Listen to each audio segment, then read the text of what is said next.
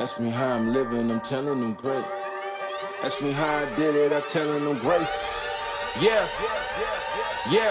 Hey, ask me how I did it, I'm telling them grace. Ask me how I'm living, I'm telling them great. Ask me how I did it, I'm telling them grace. Ask me how I'm living, I'm telling them great. New me, no time to waste. Look at me, you see I don't play. I keep running, no out of shape. Need a hero, go find a cape. New me, no time to waste. What up, y'all? Welcome to The Real Loving Basketball. I'm your co-host, D.Towe, which I'm about to switch it up and start calling myself Coach Lee, since that is what I'm known by now. Yes. That man, I'm starting because I say it all the time. Like, I might as well just go ahead, Coach Lee. You don't need my last name, that's it. So there you go. And I'm D.Towe, a.k.a. Daryl Lamar. She switched my name up, you know. Hey, I love it, though, man. Daryl Lamar, that's my film name. just know I'm the only one who calls him Lamar, though. So don't nobody get beside themselves.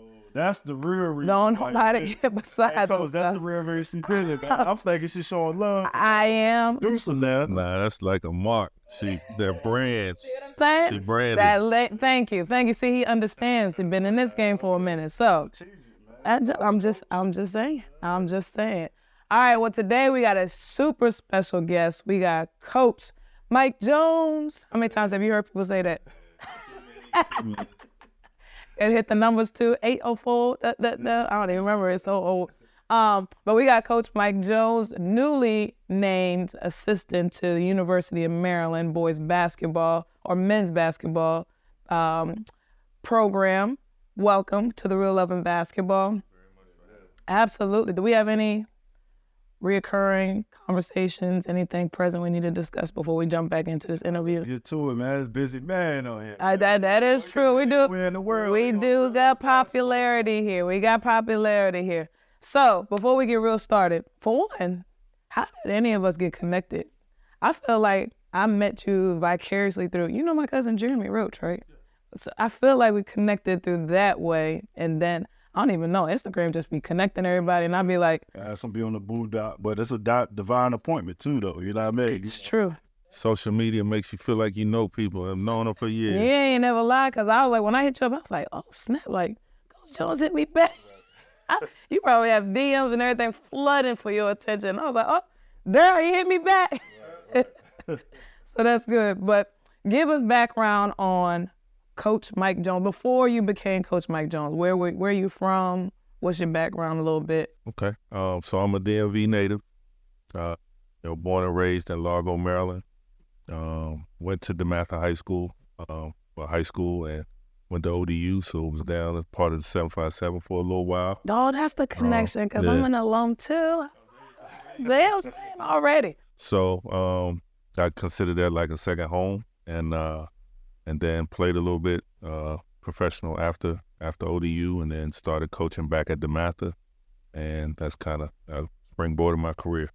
Did you ever think about starting at ODU? Do you always want to coach? Was that always your aspiration? I thought I was going to play. I thought I was going to play in the NBA for 15, 20 years. But some point in time in high school, even though I knew I wanted to play and thought I would be good enough to play, I knew that whenever I stopped playing, whether that be 5 years or 20 years later, that I wanted to be a coach. So I started to really pay attention to the coaches I played for, the way they taught, the way they organized and things like that, and tried to pull things that I thought maybe I could do. So many times as athletes, we go through this gray area. I know I did as an athlete, and just like you, I'm like, okay, I'm about to go to the league, I'm about to do this and that.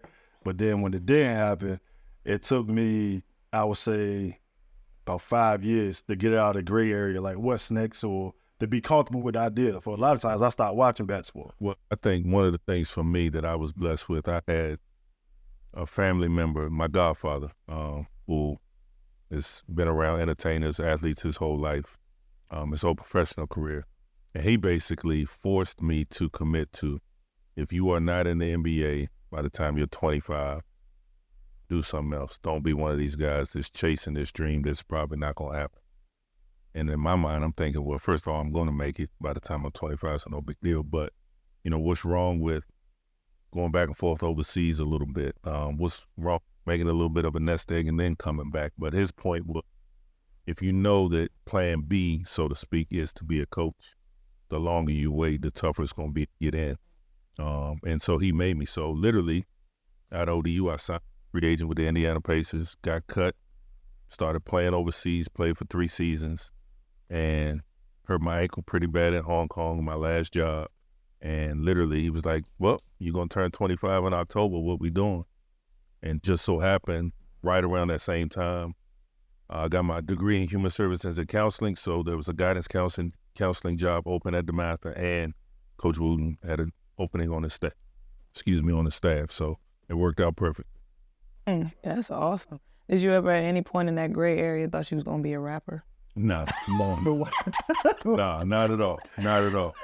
That's always our joke is because all athletes, all hoopers, at some point are rappers. I even think my cousin is a little bit like dabbling into the music now, and I'm like, this must just be a thing amongst y'all dudes. Like the culture go hand in hand, either directly or indirectly. That's the culture, you know.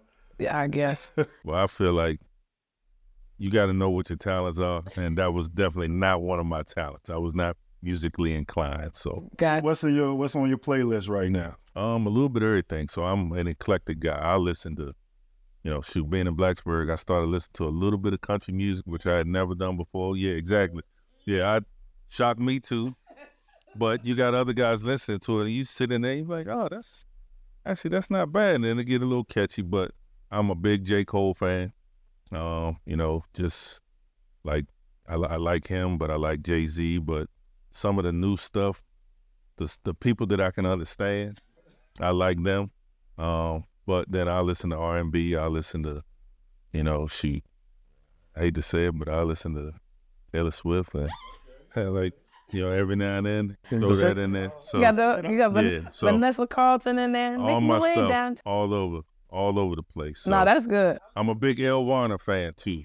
Okay. That's good. We talk about it all the time. I can't get jiggy with the new stuff. The beats sometimes, but I'll be like, what is y'all talking about? But I wonder if that's how like our parents thought when we was younger, or is it changing that much? I think it's a big change because if you think even when we were younger, our stuff still rocks just as much as the old generation still rocks. This stuff being played now, I do not see 15 years from now everybody being like, yo, this joint still hits. Like we did have time with music. Yeah, you see what I'm saying? Like this thing is definitely gonna stay right here in this new millennium. You think about it, we all grew up, wake up Saturday morning, one of your parents is playing the music as they cleaning the house. So like you woke up to that. So that's like ingrained in your brain. So, the OJs or should your family hosted a kickback. Right. You'll stay in your room. Right. Hear the music and that's part of me. Right. No, that's 100%. That's all of us, right? And you can't do that now. I don't see us blasting little Uzi Vert trying to clean up the kitchen. So back to the coaching, right? You got into it. You got into DeMatha. Did you start off as an assistant coach for varsity? No, my very first coaching job, I was the assistant freshman coach on the freshman team at DeMatha, and that was my first year. My second year, I became the head freshman coach and assistant varsity, and I did that for 3 years. And then Coach Wooten retired, and right place, right time. So I'm the head coach. Yeah. Nerve-wracking following somebody like Coach Wooten? So everybody asks me that all the time, man. Like, I don't say this to be kind of dismissive of it, but no, it was not. Now, it was hard. It was really hard. But people use the term pressure and things like that. I don't really think I've ever thought of anything as pressure. The only time that I've ever felt nervous about something was when I was getting ready to propose. Like, literally, that's it. A big game, like, I feel like we've prepared. I feel like I've done everything that I could do and that I could control on my end. So at this point, it is what it is. Either you're ready or you're not ready. So, big shoes to fill, obviously, no disrespect to the job, but I felt like that's what I was supposed to be. I was very happy to have the opportunity to do. And you stayed there for how long? So I was a head coach for 19 years. At DeMatha. So with that being said, when you first got the job, you mentioned just now that you said it was hard. What about it that first 2-3 years made it hard? So my very first year, and I think a lot of people, because they look at the overall record that we had while I was at DeMatha, they think of it like, oh man, that was my first year. We started 8-0, and everything was like, oh man, this is a piece of cake. We finished 15-17. So we literally went 7-17 from that 8-0 start. And I was only the interim coach, so there was no guarantee I was going to have the job beyond that. But a lot of the other factors, the way we behaved, the circumstances, and like Coach Wooten retired 2 days before the season started. So it wasn't like we had a plan in place, but it wasn't like you got to build what you wanted to build. So I had to go through an interview process after the interim year when I got the job, and then we literally just started from scratch. We were like, hey, we're going to redo everything, offense, defense, just approach, our workout schedules, everything. And second year went 19-11, but you could see the growth, especially at the end of the year. And then third year, 29-2, win a championship. Fourth year, 34-1, win a national championship. So we built it the right way. I definitely did not do that by myself. Great players, but I had other great men coaching with me, and it springboarded my career. So, Right. How important do you think culture is, like setting the tone? We talk about seeing Deion, how he's changing culture in Colorado. How important is culture? It's extremely important. If you don't have that, like, I think a lot of times you look at the programs that are consistent, it's because of their culture. The ones that they're good 1 year and then they kind of fall to the middle of the pack for 3 or 4 years, then they're good again. Like, it's almost like they're building something new every single time out. Whereas when you have a culture, your older guys teach your younger guys. You lose a coach, but a new coach coming in, he gets indoctrinated by other coaches that are there. Like that thing, and it becomes so contagious that a lot of the things that maybe you had to do in the beginning, you don't have to redo because everybody else does it. So it becomes as long as I pick the right guys, they'll want to fit into what we're doing and then add on whatever special talent or unique characteristic they have. So Carol Lawson one time said that a lot of people try to attest winning programs to the coach. But she said, I'll be straight up honest with you. I can't win without having the players. How much do you believe about that? Yeah, so I anytime I do a coaching clinic, I literally start with this. Coach Wooten used to always tell us, a coach, by definition, one of the definitions is a carriage pulled by horses. And what he meant was, literally, no matter how good I think I am as a coach, like you can't do it without your players. And I don't necessarily like the horse analogy for a player, but the point is you can't get it done if you don't have the guys out there, Jimmys and Joes and versus the X's and the O's and things like that. But I used to post that on Twitter, and then I had somebody who lives in Europe respond to a tweet that I put that quote in, and he told me literally the origin of the word coach is from Hungary. And it literally was, the definition of the word coach was you take something or someone of value from where it is to a desired destination. And so if you look at yourself as a coach, I am supposed to take these young people, something of great value, from wherever they are, wherever I meet them, and then we have a goal to get to. And it's my job as a coach to take them from that spot to wherever that destination is. So, and I've always looked at coaching as just that. Winning and losing could be the destination, but there's also way more layers than that, especially coaching high school kids, but now being able to affect the lives of college kids too. Right. We're talking to Coach Carlos from Hayfield Secondary School the other day, and it's funny to see the coaches who are doing well, very successful, and connected to a lot of people in the community.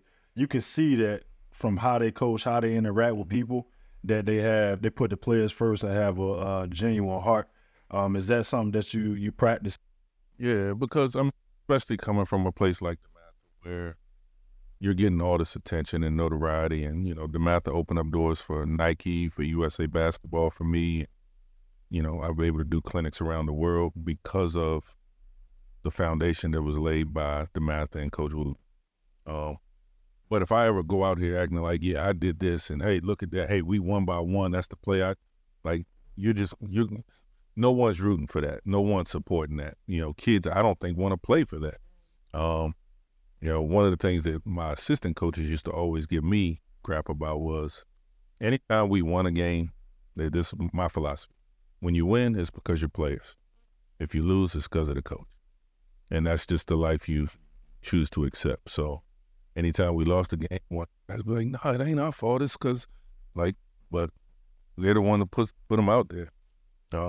I tell my guys a story just to kind of meet them at their level. I played, so the 72-10 Chicago Bulls.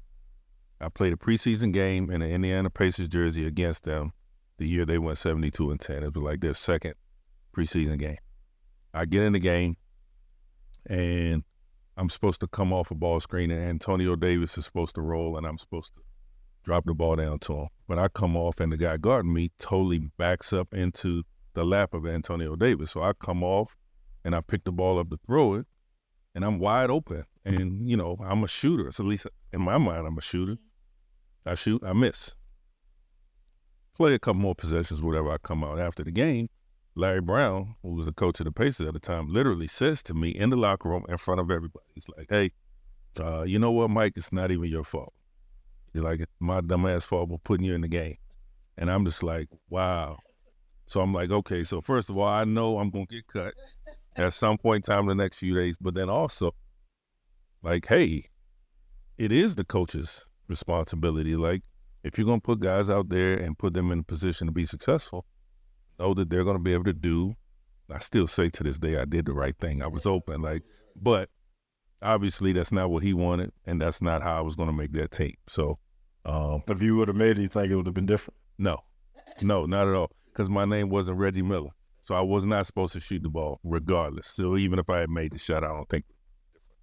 So yeah. Being around so many NBA guys and elite guys, do you think, you know, you got to coach them differently than you will coach, you know, high school? Developmental players? No.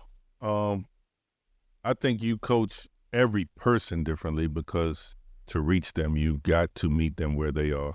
I do not agree with this. Like, this is where I am, this is where you are, and you got to come to me, I think. Because there's a lot of guys that have something in them that just so many others have taken that approach. And so they've never moved. But if you go meet them and then try to bring them along, I think that's just a way more effective way of doing it. But for a kid that has a goal to be, and to me, my mentality is next step, next step, next step. So even if you are a Jeremy Grant, you know, and you're 14 years old and you're playing on the JV basketball team at DeMatha, let's not work on you being an NBA player today. Let's work on you being a varsity player. And then once you get to a varsity player, let's work on you being a varsity starter. And then once you become a varsity starter, okay, now how can we help you be best prepared for college and be a high school All-American? And then once you get there, like, what's the next step? What's the next step? What's the next step? I think a lot of times, yeah, you can go in, you can see an 8-year-old who clearly is physically gifted, but he's out there doing a whole bunch of stuff that, you know what, there's 20 steps between what you're doing and what you need to be doing.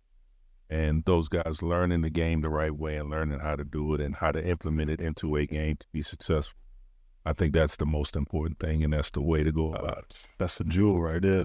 From how you... Just my philosophy, though. That's not to say I'm right and others are wrong. That's just the way I look at it. From how you started to see how it is today. So me being in the high school coaching world now and then being a player before that, it's so different from how I was raised, how I played, to what I have to deal with now with these players, and then even more so, the parents. Like, when you started and now to this day, like, how do you handle that? Like, what would your advice be for people getting into the coaching world and trying to balance that whole thing? Like, I got a kid, but then I got to deal with this kind of parent, you know what I mean? All that kind of stuff. So how did you deal with that starting and now to where you are today? So I think some parents lose that perspective. Like, I don't want to coach a kid that I've got to worry about mom and dad. But I also want to coach a kid that's got a chance to be really good too. So, and there's a fine line there. I don't think you dismiss a kid because of mom and dad, but I also think you need to be secure enough to have a conversation with a parent. Hey, this is the way I would like for this to go. I will always have an open line of communication with you, but like, this is the way this has to go. And for them to accept that. When I first became the head coach at DeMatha, 46 years, like, no one could try Coach Wooten. Like, you just, I mean, hey, man said it, that's what it's going to be. Now you got this 29-year-old, now the head coach. We're going to try him a little bit. And I had to deal with that. But after a couple years, start winning, then it becomes, all right, well, let's let him do what he does. And then it becomes a culture. Like, so now you're a new parent. It's like, well, I need to talk to Coach Jones because then hey, I don't think you want to do that. And then it's like, okay, well, how do I? It's like, you'll tell your son to go talk to him. And then that conversation happens. And that parent becomes the older parent, and there's another new parent, and that just carries on and on and on. So I feel like at the end of my career at DeMatha, I had 0 parent issues. Like, the parents that came to talk to me about stuff either had nothing to do with basketball or it was literally something I need to know or needed to hear. So, and I greatly, greatly, greatly appreciate the parent dynamic that I had for the majority of my career because of that. But do you think that was only because you became like a strong winning coach? Like, do you think that it would have been different if you struggled a little bit for seasons? You know what I mean? So I would say, I would hope that I don't think it would have made a difference because hopefully what I was displaying and my energy was, I care about your son. Like, and I have your son's best interest, whether you agree with my method or not. I want the same thing you want for your child. And I'm just doing it the way I'm comfortable doing it. And as long as you know that, and as long as your son knows that, no matter what the result is, like, you knew it was coming from a place of love. So I truly feel like my parents knew that I cared about their kid and I was coaching their kid hard sometimes, a little bit lighter sometimes, but it was because I was trying to get the best out of them. And as long as they knew that, winning and losing, I'm sure helped, but I hope that the main reason is just because they know I love the kid and I wanted the best. Yeah, do you think you got tried because I know that. because we talking about 46 years and then a young black man had got into position? Do you think that was the test? Absolutely. So with that being so prevalent, because I'm in a facility too where I'm the first black coach they've ever had in 18 years, or in general in that position, and the first female they've had in 18 years. And so I do see, and I have a phenomenal AD who gets it on so many levels, but I've seen that, and it's, you think that you to an extent, you think things are accepted, but it's still relevant. So when that happened to you, what was your first take on it, and how did you handle that? I tried to stay within myself. I understood what I represented so that I did not get out of character. So Coach Wooten always had the rule of, no matter what, I don't care if you had a big win, big loss, whatever, never have a conversation with a parent after a game. You go home, you sleep on it. They go home, they sleep on it. Kid go home, he sleeps on it. And then if you have that same energy or desire to have a conversation, you have it the next day. I tried to keep that rule. And one parent in particular did not want to follow that rule, even though they had played for Coach Wooten and knew the rule, never did it to him. But they demanded, and I, like, literally, that's the only time I ever felt like I was close to maybe not being the head coach at DeMatha. But it worked itself out. I did not have that meeting, and eventually we got on the same page, and that young man has gone on to be someone that I'm extremely proud of, and I just won't say what he's doing now because then everybody will know whose dad I'm talking about. Right, so, right. But no, there's definitely, like, you just got to draw the line. You got to know who you are, and you've got to be strong enough, whether it be your faith, whether it be just your conviction to, like, this is the line, and I'm never going over on that side of the line. And I felt like, as hard as it was at time, I stuck to that as best I could.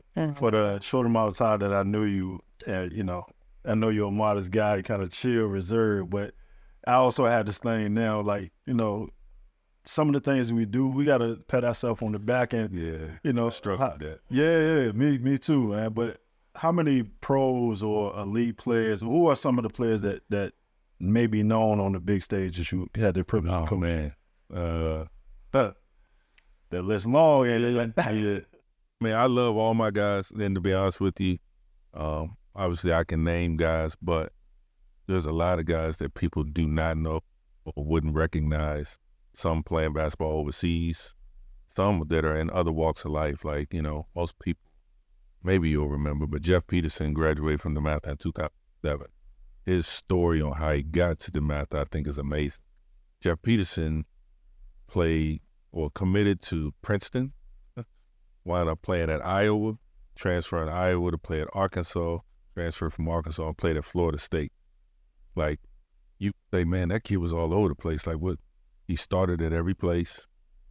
He was a genius. He was the first sophomore student athlete, I believe, in the history of Iowa, University of Iowa, to be accepted into their business school. Jeff is someone that I'm incredibly proud of. Right now, he's assistant general manager for the Brooklyn Nets, and one of the youngest assistant GMs in the league, and it will not be much longer before he's a general manager. But he's somebody that a lot of people wouldn't think twice about. He wasn't a superstar on his team. He played with Austin Freeman and Jerry Grant. But Jeff living the dream that I think a lot of us would trade places with him in a heartbeat. But like guys like that, Byron Richards, he graduated 07 too. He was only a Division II student athlete. He played at American International up in Springfield, Massachusetts. He's lived in Spain for like the last 12 years of his life, played professionally, started training kids, started training adults, like being a physical trainer, working in schools, like doing clinics. Like if you go on his social media, like he's got his hands in a little bit of everything over there. And this is a kid who didn't say boo in high school, literally was very lucky, got his scholarship to American International very late, and he writes a comic book. Like that is a pretty successful comic book. And he always drew in high school, but you didn't think, but oh man, like, I mean, he's Rich Tunes is pretty cool. Like to have guys like that. Brandon Parker's a model. Brandon Parker graduated in 2004 from DeMatha. He's been in videos. He's been like, I walked into Macy's one time and I'm just like, look at this. Like he's on the freaking, the little display thing when you walk in Macy's, and like he's got, got pulling this thing down so you can see like his, but I'm just like, come on, man. Like, what are we doing? Like, what are we doing here? So, but like guys like him, and then you add on, the Victor Oladipos, the Markelle Fultzes, the Jeremy Grants, the Quinn Cooks, all those guys. And, I hate starting to name names because when my guys watch this, he said my name, so. He got all you guys. He's got all you guys. Listen, the whole crew. He's proud of all y'all. So whoever he didn't name, don't feel And upset. then the biggest thing for me is how many of those guys that are coaching now. And you can look at it two ways, and I look at it right in the middle. Like either I was a good enough coach that they wanted to go into the profession, or I was a bad enough coach and that it's like, man, I'm going to go and I'm going to do it differently than coach did. So either way, you got some great young minds that are coaching the game of basketball now that I think have really, really bright future. How important is it for you to reach back and be available to these players? Because and again, being in it, and especially in our area, I feel like there's so many people who have so many great platforms and great coaches, and then you have us that are up and coming, but nobody goes back and be like, hey, heard you got this job. Let me know how I can help. You know what I mean? And a lot of people do that. And that's why we started, CTAB, not just for the players, but we have younger kids that come back and want to train and want to coach. And I love it, because I want to make sure we're always cultivating and supporting forever. Why do you see that there's like a disconnect a lot of times when people make it to that next level and don't really put their hand back out to assist? I think one of the coolest things about the DMV is, and why you have so many young people, like people ask, like, what makes this area special? Why do so many guys make it? I think it's actually because of that reason. Because, man, I went to Quinn Cook's basketball camp last summer, and Quinn was there every day, and we played like you can actually touch the guys you look up to. Like Markel runs his camp here every single summer, and he keeps it small so that he can literally interact with each and every kid pretty much on a daily basis. You know, KD coming back and playing at the playgrounds, playing at the rec center, and like little kids being like, "Oh my gosh, that's Kevin Durant." Like back in the day, you didn't really have that. You couldn't touch the superstars that you want, but in this area you can. And so, if I'm an 8-year-old, I get to watch KD work out, and then I see the way KD handles himself. Well, shoot, he's from the same neighborhood. I can do that. And like now, it's not just you saying you can do that, but you've actually seen it happen. And I think from a coaching perspective, it's the same exact thing. There's so many young guys that, I mean, and people aren't bashful. Like I get messages all the time like, "Hey, coach, you know, I'd love to be able to break bread with you and sit down and talk a little bit." Or, "Hey, coach, I'm looking for a coaching mentor because I'm trying to find my way in this business. Like anytime we can talk." And I tried my hardest to respond to all of them, because if I had social media when I was first starting and I had the ability to reach out to guys, but then when you think about it, like we kind of did do that. Brendan Sir, who's a longtime NBA coach, longtime college coach, like he had no reason to kind of put his arm around me the first time I met him and then give me his contact information, be willing to share everything basketball-wise with me. But he did.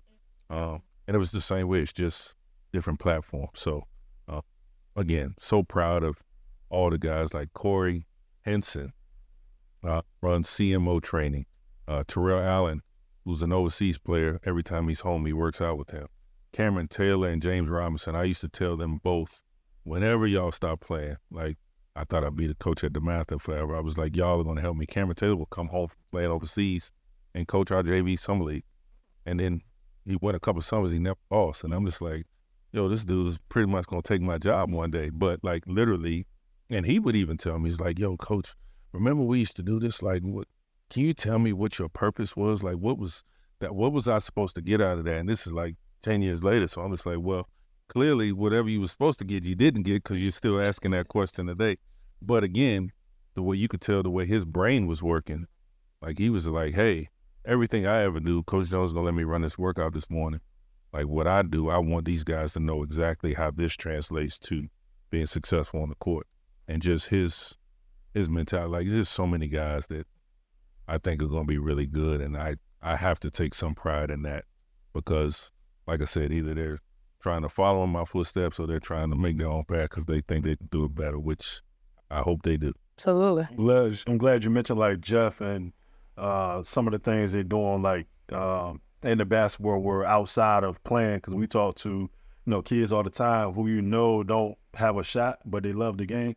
I was somebody who told me like how many jobs it is within the basketball coach. I'm thinking, oh yeah, it's hoop, you got to be in the court, but you can be a physician for NBA team or college team or trainer. One guy that was at Norfolk State, now he's the trainer over with the Miami Heat. Back then we used to joking. We were players. We was joking, man. Oh, now look at him. He's sitting on the bench with bad, doing all these things. And I'm like, that's what we tell our kids now, man. It ain't just about hooping. Find your gift. Find what you love to do. If you love the game, find something within that game and help you elevate to where you're going. Prime example, like with Jeff and the rest of the game. That's like we tell our son. Our son the same thing. He is hooper all in. But that boy knows stats. Like, I'm talking about detailed stats, trades, who went where. You can ask him any player in the league right now what college they went to, and he's 12, and I have no idea how it's. He probably know about you. Say everybody join. Yeah, he'd be like, we don't know how. When I was that age, I did the same thing. You used to get the Blue Ribbon basketball book before every college basketball season. There was no internet, so I literally would read that thing from cover to cover, and learn about every team in America, who their starters were, where they came from, what the recruiting classes would look like. And then I love it when I got to the high school part to see the rankings and, all right, so where are the best players supposed to be? All right, so I'm reading about this Chris Webber kid from Michigan, and then there's this Allen Houston kid from Indiana, and you're reading about all these guys. And that was my motivation as a player, not really understanding the mental growth that I was going through, just learning all of those things. So It was pretty cool, and anybody that's doing that now, like, they have a basketball brain that I guarantee you is going to lead them to be able to do some things that a lot of other guys that just want to hoop won't have the opportunity to do when it's all said and done. Every time I see you, it just seems like you keep elevating. I know, right? I be like, dang, he did this too. Like. When do you know it's time? Like when did you know it's time to leave the math or take that next step to the college ranks? And then do you have aspirations? So knowing when it's time to leave, I don't know if you ever do know. Again, I'll point to my faith.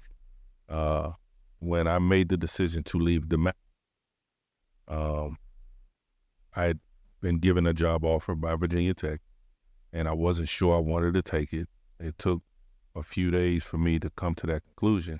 And one of the reasons is because, I'm talking to my wife about it, and literally maybe 3 days after the offer came, her girlfriend comes over to visit us in our home, and I come down the steps to speak because, hey, just want to say hello and I'm going to keep it moving.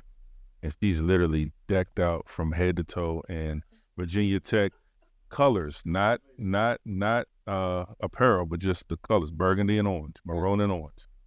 And I had prayed on it. I was like, yo, I don't know if this is, her shirt said, God knows, in hokey colors. So I literally look at my wife like, really?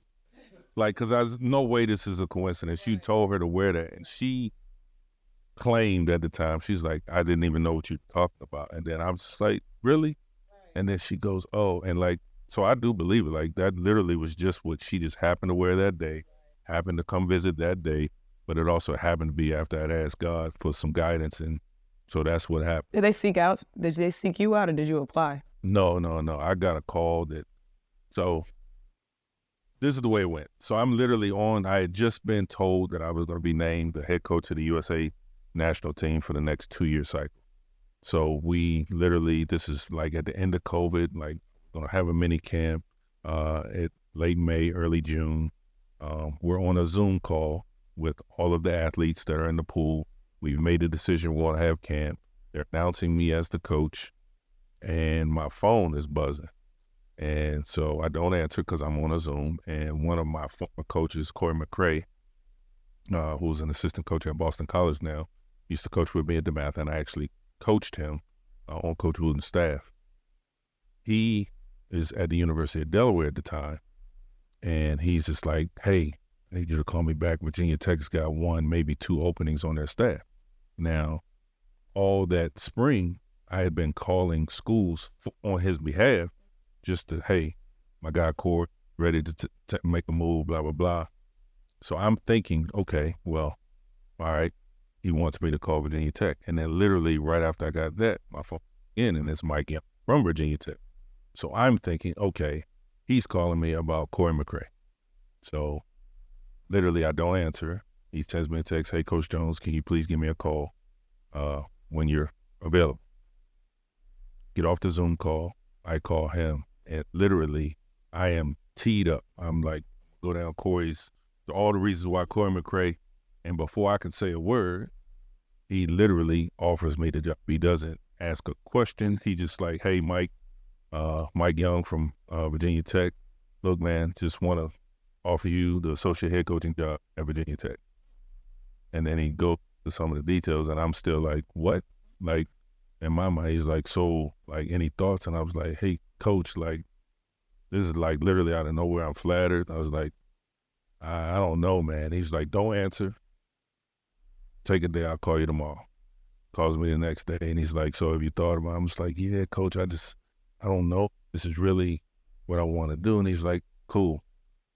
I can come up. You can come down, like, but I want to have an in-person conversation with you.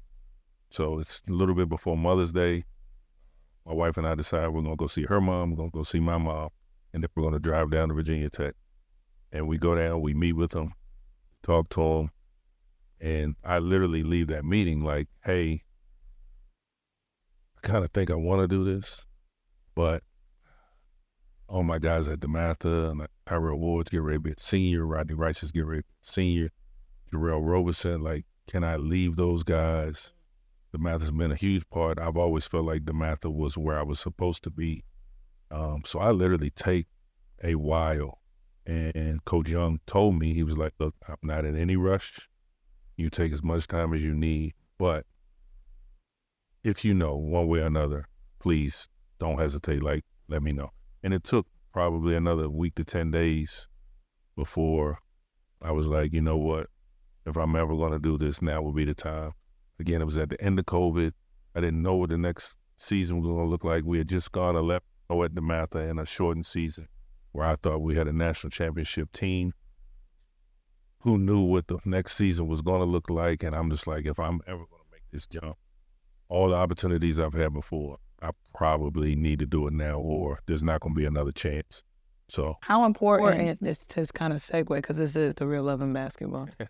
How important was your wife in all these decisions? So being head coach, traveling the world, doing all these, how important is her role in your life as big as you are now? I could not do anything without her. The support she's given me, she was the biggest DeMatha fan, she's the biggest Virginia Tech fan, and now she's going to be the biggest Terp fan. She loves these kids. Like, you know, she still calls the DeMatha kids her sons. It is truly a blessing to have that type of support. And you have a rough day, you have a rough game, or just you got into it with your best player, or you and one distance aren't seeing eye to eye, or one of your colleagues, to go home and not be in an environment where energy is also tense, and like just to be around love, to be around support, to be around, babe, I got your back, is unbelievable. And I got lucky. And this is my second wife too. So my first wife, totally different. Nothing bad to say about her, but we were both so driven in our careers that it didn't work. And not to say that current wife is not driven in her career, but just the vibe is different. Like my first wife and I met each other literally first week of college, and we're so different 10 years later when we got married.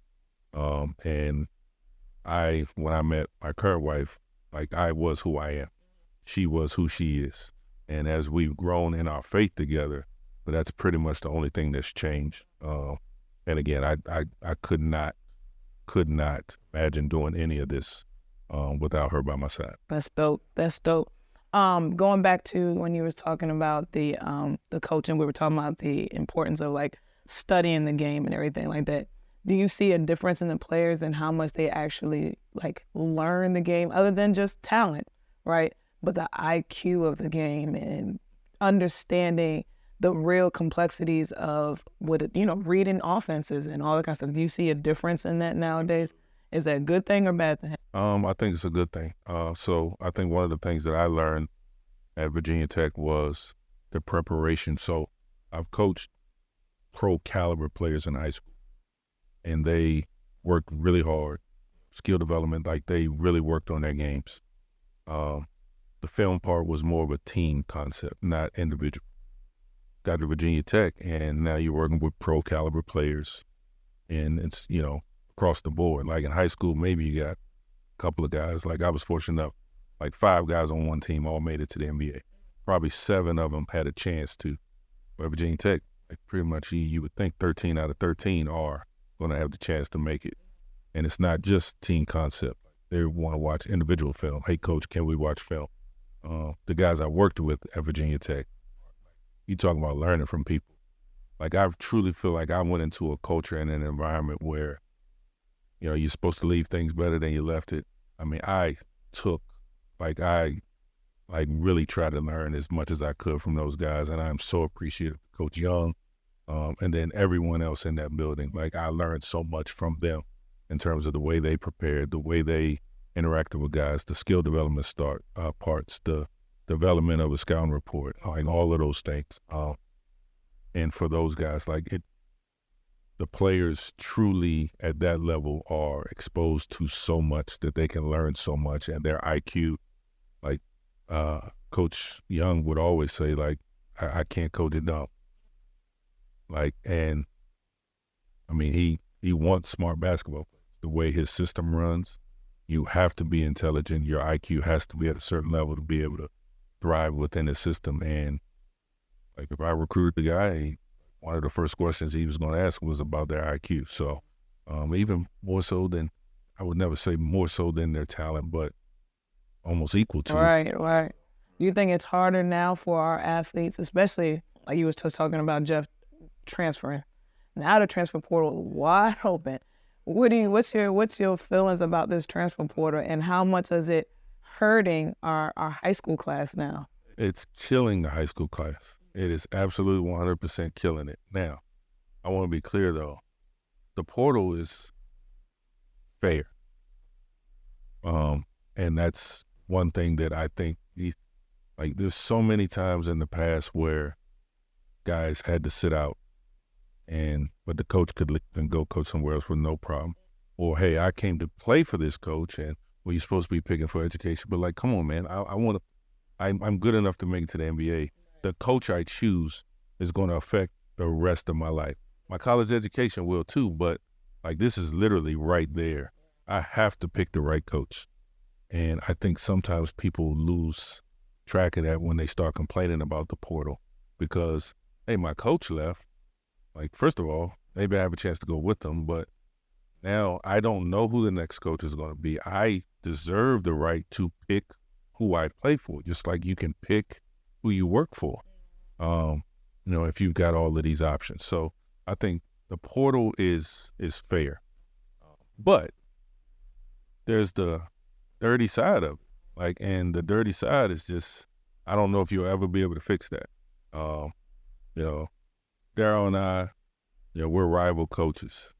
And Coach Lee is hot, up-and-coming player that we both want. You come play for me. Daryl can't reach out to you unless you go in the portal. But Daryl can have one of his players reach out to you and be like, hey, Coach Lee, remember we played together AAU back in Springfield, Virginia. Hey, you ever think about, playing? I ain't never thought about that. Shoot, I'm second leading scorer my freshman year. I'm averaging 15 a game. Like, why would I do that? Like, what's the NIL situation over there? Because, over here, like, I'm getting, and you were never even thinking about transferring. But now it's like, shoot. So now everything that happens in my program, you got a problem with. You just like, man, shoot. Like, where's our food? Like, yo, coach, I've been wearing the same shoes for like a month now. Like, we can't get no new shoes. All because somebody done played. Like, shoot, we get a new pair of shoes every week. Like, we get catered meals after every practice. And so now you got a problem with everything. And so by the end of the season, you like, I should get out of here. And then you tell somebody in your camp, or you tell your trainer, or you tell your girlfriend, I go over here and get $200,000. Shoot, I'm only getting free meals at Chipotle because I did an ad for Chipotle. But like, over here, we can get some real money. And now you're gone. And I'm like, what? Like, you're a second leading scorer as a freshman. Like, you're getting ready to be the face of the program. And like, yo, you're on your way to being a professional basketball player. But somebody's kind of muddied the waters a little bit. And Coach Darryl didn't do it, but Coach Darryl did it. And like, it's stuff like that goes on, and it's fair, but it's not fair. Right, it's the same as AAU, because same thing, we could groom a kid and kill it, and they be on the up and up, and you have the same connects, but then take over, no shade a little bit, comes in and says, oh, we're going to give you the whole sponsorship and the whole thing, you know what I mean? And it's like, bloop, and we jump over here. So I think, and I hope this doesn't get me in trouble, because I want to recruit players no matter what level they are, wherever they are. But I think there's a difference there between the AAU portal and the college portal. The AAU portal, a lot of times, is because a kid is seeking that, or a family is seeking more exposure, the bigger platform to play on, or like, hey, being coach, in an organization with these resources and things like that, versus where in college, a lot of times it's all the same except for the NIL money, or except for like it's the devil you know versus like, and I just don't.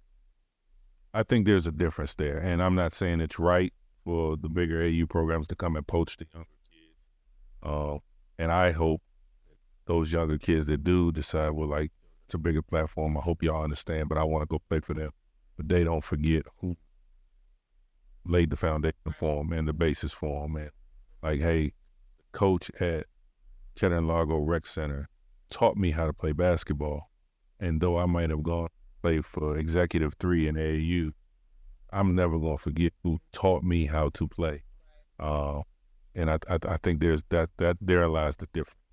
And then the comment on the whole high school aspect, that is like, it's sad. It is really sad because you have so many colleges that truly do not pay any attention to high school players anymore. Like, they have no desire, but it's because of the culture of college basketball. You have to win.